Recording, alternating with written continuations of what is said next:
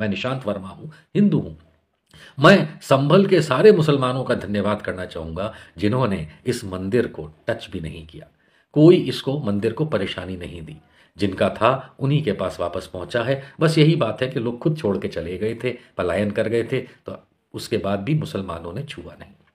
ये हमारी गंगा जमनी तहजीब। प्राचीन मंदिर होता तो 46 साल तक दबा और छोटा सा बंद नहीं पड़ा। ये तो इसका मतलब ये है कि वहाँ मुसलमानों ने कोई कब्जा नहीं किया। हमारे देश को किस्से कहानियों का देश ऐसे ही नहीं कहा जाता। संभल में बिजली चोरी मामले को लेकर के एक दबिश दी जा रही थी, तब वहाँ पे एक पुराना मंदिर मिला, शिव मंदिर, जिसमें हनुमान जी की भी मूर्ति है और अन्य कुछ चीज़ें भी मिली। पता चला कि 46 यानी 46 सालों से बंद है। मैं आज कोई भी वीडियो फोटो आपको नहीं दिखाऊंगा, सब आप देख चुके हैं। किसने क्या बयान दिए, किसने वहाँ सफाई की, कैसे पुलिस वाले मंदिर की सेवा कर रहे हैं। काश मस्जिद मिली होती तो उसकी भी सेवा करते, बट खैर वो टॉपिक नहीं है। टॉपिक ये है कि कुछ लोगों का दावा शुरू हो गया कि भाई अति प्राचीन मंदिर है, प्राचीन मंदिर है। कुछ लोगों का दावा हो गया कि वहाँ मुसलमानों ने कब्जा कर लिया था। कुछ लोगों का दावा शुरू हो गया कि वो ताला मुसलमानों ने लगवा दिया था। उधर उत्तर प्रदेश सूबे के मुख्यमंत्री भी अपना इसी बात को लेके कुछ ना कुछ कह रहे हैं। लेकिन जब इसकी असलियत देखेंगे, आप लोग जाके वीडियो फोटो देख सकते हैं, छूट है आपको। तो सबसे पहली बहुत अच्छी बात है कि पुलिस वालों ने जब ताला खोला तो उसके बाद वहाँ सफाई की। सीओ साहब थे शायद, या इंस्पेक्टर साहब थे, घंटी भी बजा रहे थे। बहुत अच्छी बात है, इसमें कोई बुराई नहीं है। लेकिन उसके बाद जो उस जगह के मालिक तो नहीं कहना चाहिए, लेकिन जिनके कब्जे में मंदिर था और है, वो श्री विष्णु जी, हाँ बंदे का नाम है, वो भी प्रकट हुए। उन्होंने भी टीवी इंटरव्यू में अपने वीडियो में साफ कहा बाइट में कि ये मंदिर आज से 46 साल पहले उनके भतीजे ने ताला मार दिया था और वहाँ पे रहने लायक कोई परिस्थिति नहीं थी। वहाँ कोई पुजारी रह नहीं पा रहा था, रह नहीं सकता था। ठीक है, लेकिन इसके बाद अगर आप इसको ध्यान से समझेंगे तो इसका मतलब ये है कि वहाँ मुसलमानों ने कोई कब्जा नहीं किया। कोई ज़बरदस्ती वहाँ जैसा कुछ अफवाहें उड़ाई जाती हैं कि उसे तोड़ के मस्जिद बनाने की बात, ऐसा तो कुछ हुआ ही नहीं। ना ही उस जगह को उन्होंने ध्वस्त किया। वरना अगर कब्जा ही करना था तो भैया उसको ध्वस्त करके कुछ और बना देते, चीज़ ही गायब कर देते। लेकिन ऐसा भी कुछ नहीं हुआ। ना ही वहाँ ताला जो है उसकी कोई बात निकली कि मुसलमानों ने मारा।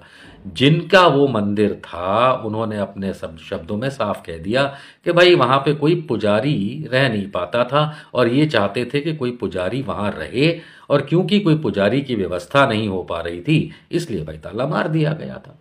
इससे ज़्यादा कुछ था ही नहीं। लेकिन राजनीतिक रोटियां सेकने के लिए सबसे पहले योगी आदित्यनाथ जी ने अपने वक्तव्य में कह दिया कि प्राचीन मंदिर है, वहाँ कोई अपने आप थोड़ी ना बन गया, उस समय का नरसंहार हुआ था, वो लोग ऐसे थे, वो लोग वैसे थे।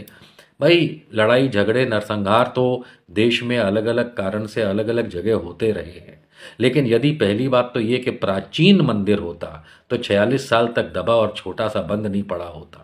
उसकी फोटो जा करके देखिए, लगता है कि हाँ कुछ साल पहले, हो सकता है 100 साल पहले के आसपास, जिस तरीके के लकड़ी के दरवाजे हैं, जिस तरीके का कंस्ट्रक्शन वर्क है, उसकी दीवारें अगर आप जाकर के इस समय फोटो में भी देखेंगे तो मालूम चलेगा जैसे नानी दादी के घर जो होते थे उस प्रकार का कंस्ट्रक्शन है। और किसी ने बिल्कुल बनवाया होगा, पूजा अर्चना भी करते होंगे, नो डाउट अबाउट इट। लेकिन ये कह देना कि भाई ये तो नरसंहार की वजह से ऐसा हो गया, तो अगर ये प्राचीन मंदिर होता, हमारे देश में प्राचीन मंदिर के नाम पे अगर आप नज़र उठा के देखेंगे, हर मंदिर जो 100 साल पुराना है उसे प्राचीन घोषित कर दिया जाता है। प्राचीन का मतलब होता है 1000, 2000, 3000 साल पहले, और अति प्राचीन होता है 5-6 हजार साल पहले की कोई भी चीज़ को। 400, 450 साल पहले तो गोस्वामी तुलसीदास जी ने हनुमान चालीसा लिखी थी अकबर और जहांगीर के ज़माने में। तो जब 400, सवा चार सौ के 450 गिन लीजिए, अगर उस समय हनुमान चालीसा पहली बार किसी व्यक्ति ने लिखी यानी गोस्वामी तुलसीदास ने, उसके बाद धीरे धीरे हनुमान जी के बारे में लोगों को जानकारी मिली, और मेरे ख्याल से 200-300 साल पहले शायद उनकी पूजा अर्चना ठीक से शुरू हुई होती। क्योंकि ऐसा नहीं होता कि जिस दिन कोई किताब लिखी गई उसके नेक्स्ट डे से पूरे भारतवर्ष के अंदर या पूरी दुनिया में मंदिर बन गए। और एक तो प्राचीनता तो उसके अंदर कुछ है नहीं। और कमाल की बात देखिए, बीच में शिव मंदिर, क्योंकि है तो बीच में शिवलिंग, और वहाँ इतने बड़े हनुमान जी हैं, तो ठीक है, ये ऐसा लगता है जैसे कई लोग अपने घरों में बना लेते हैं मंदिर, उस प्रकार का कोई मंदिर था। इससे अधिक कुछ भी नहीं है।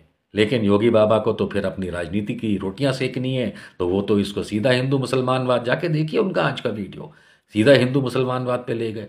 और जबकि जबकि जिनका वो मंदिर है वो तो खुद कह रहे हैं कि भाई वहां पे पुजारी की व्यवस्था नहीं हो पा रही थी। आप खुद सोचिए कि क्या संभल या बाकी देश के अंदर, मैं आपको अहमदाबाद का उदाहरण दे सकता हूं। पुराने अहमदाबाद में जो ओल्ड सिटी है, उसमें बहुत सारे लोग पार्टीशन के समय 1947 के आसपास देश छोड़ करके पाकिस्तान चले गए। बहुत से लोग गए, बहुत से मुसलमान गए। पाकिस्तान में ऐसा तो था नहीं कि पहले से ही बहुत मुसलमान थे, और वहां से बहुत सारे पाकिस्तान से हिंदू जो थे वो भारतवर्ष के अंदर आए। ये एक सच्चाई है, मैं आपको बता सकता हूं क्योंकि मैंने ये चीज़ें देखी हैं। अहमदाबाद की ओल्ड सिटी में आज भी हिंदू डोमिनेटेड एरिया जो हैं, बहुत सारे हैं, हिंदू डोमिनेटेड एरिया जो हैं, उसके अंदर पुरानी मस्जिदें आज भी ताला खा करके धूल खा रही हैं। क्योंकि जब ये चले गए थे तो जो मस्जिदें वहाँ उन्होंने गली मोहल्लों में बना रखी थी, अब क्योंकि वहाँ कोई मुसलमान है नहीं गली मोहल्लों में, सब उठ करके हिंदू आ गए हैं, वहाँ पे कब्जा कर लिया है, या अब रेगुलराइज भी कहा जा सकता है, उनके मकान हो गए हैं। तो अब वहाँ पे जो मस्जिदें हैं उनको ताला लगा हुआ है, तब से आज भी वहाँ पे नमाज नहीं अदा हो पाती है।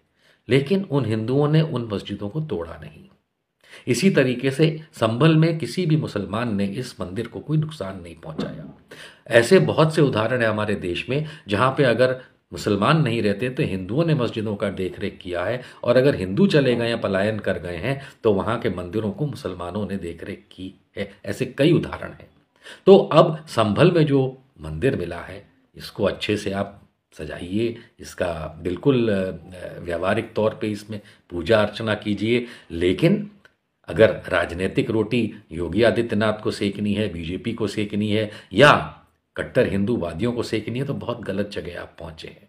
बहुत गलत बात के ऊपर आप ये बात कर रहे हैं, क्योंकि वहां ऐसा कुछ नहीं हुआ था। मैं तो धन्यवाद करना चाहूंगा, मैं निशांत वर्मा हूं, हिंदू हूं, मैं संभल के सारे मुसलमानों का धन्यवाद करना चाहूंगा जिन्होंने इस मंदिर को टच भी नहीं किया।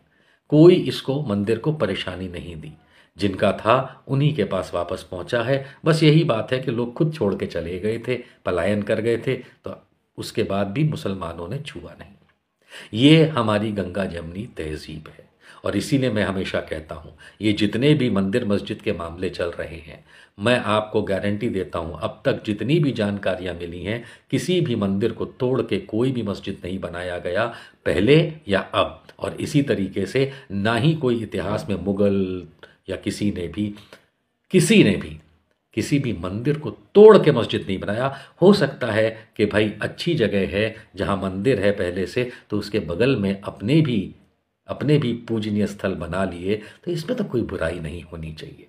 आगे भी चल कर के आप विश्व में देखेंगे, समय बताएगा, मैं जिंदा रहूं ना रहूं, कि कभी भी किसी भी मंदिर को तोड़ के मस्जिद नहीं बनाई गई। और संभल इसी का सबसे बेहतरीन उदाहरण है, कभी किसी मंदिर को नहीं छुआ गया मस्जिद बनाने के लिए, जबकि हमारे देश का इतिहास है सैकड़ों मंदिर बनाए गए मंदिरों को तोड़ करके। बस इतनी सी इल्तिजा है, प्रेम भाव बनाए रखिए, गलत बात को ना फैलाइए, और ना ही मुसलमानों को अंट शंट बंट बोलिए, क्योंकि ये वही मुसलमान हैं जो हमारे देश की धरोहरों को सजो के रखे हैं। अब उनकी धरोहरों को बचाना भी हमारा ही कर्तव्य है। जय हिंद।